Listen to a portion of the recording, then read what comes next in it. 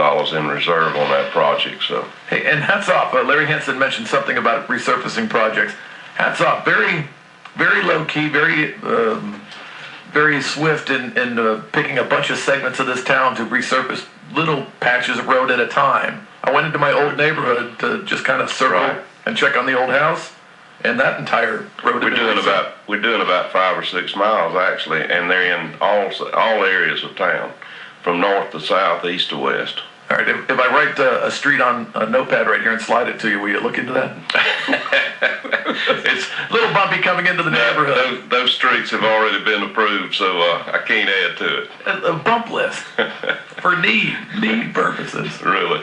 All right, 13 minutes after 7, you are still making the rounds. Have I heard Red Cross and then hanging out with the Currys? You're making the rounds. Last night was neat. The State Botanical Gardens board meeting is here this weekend, so their home office is in Athens, and so it was neat to have them here. They've been touring the town, and what do they do?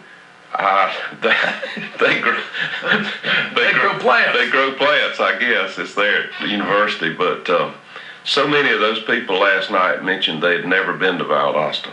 Oh. They go down the interstate, they pass by us, they stop and get gas out there or stop and get a hamburger, but they never come into town. They were so impressed with Valdosta, really. Well, they still help us when they gas and yeah, that's true. Grab some food and go. Oh, yeah, sure. We thank them every splost.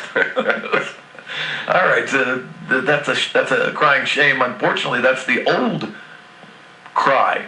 We used to hear that. That was what Valdosta was known for, was a stopover, a gas and go. Gas and go on 75, that's true. Matter of fact, the city should take out billboards that say last chance for cheap gas, because I paid $3.97. Oh, man. I couldn't make it back to the state line after spring training last night. I wanted to try. The colonel was getting nervous because the little car was saying fuel low. And when you come up the interstate in North Florida, it gets higher.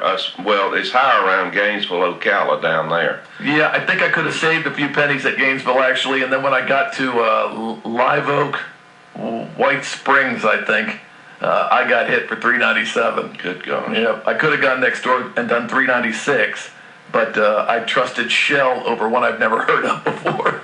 So I stopped in there and took care of business. But yeah, so it might be a good campaign to get people to stop and gas and go again. Maybe we need to be known for that again. Well, we have problems with billboards as it is, so we can't put up any more. No. Is there a cap? Talk about the city. Is that still in place? You guys put a moratorium. I think you counted 90-something boards, actual physical wooden static boards, and then I think you capped also the electronic boards, and then it just becomes a kind of a gas credit. You got to trade in a few wood boards to get a. Yeah, as far as I know, we've still got a cap on the number of billboards in the city. All right. I don't think that's a bad thing. I know the value of a billboard, and we have plenty. Yeah. There are some situations where some people get in a tight, new businesses and everything, and that we have coming in and everything, and they tear down an old billboard. There's some limitations on what they can do with their new things that we might need to look at. And before anybody in the billboard business gets mad at me and thinks, oh, just because you're in radio, we compete for the same ad dog. Radio's capped here too, by the way. Oh, really?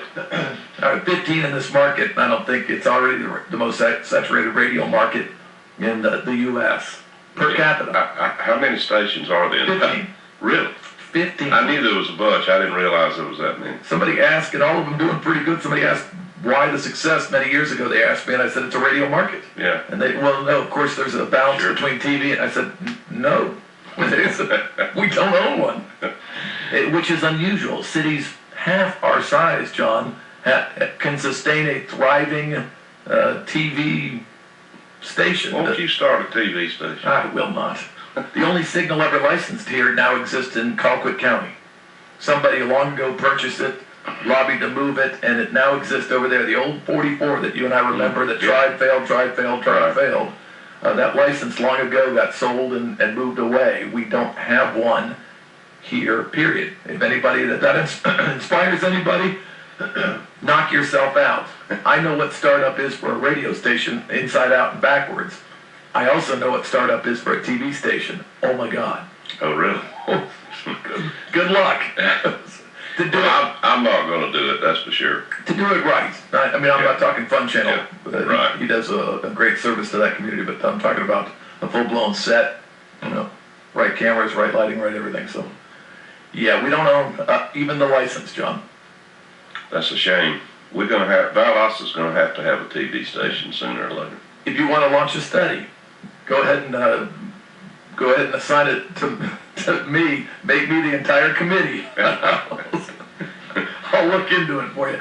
18 minutes after 7. I've got a few other studies that I'm getting ready to launch, so maybe I can get you involved in some of those. Yeah, make sure it's $1 million study. Good. I've always wanted to be in the way of one of those $1 million studies where I already know the answer.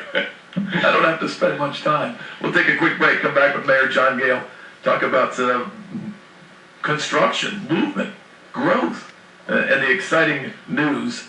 And we're going to get more of it with a legislative update just after 8 o'clock about the Health Sciences Project. What great news. Great news. We're talking about 82.1. Yeah, me either. You can't wait to turn dirt. We're talking about 82.1.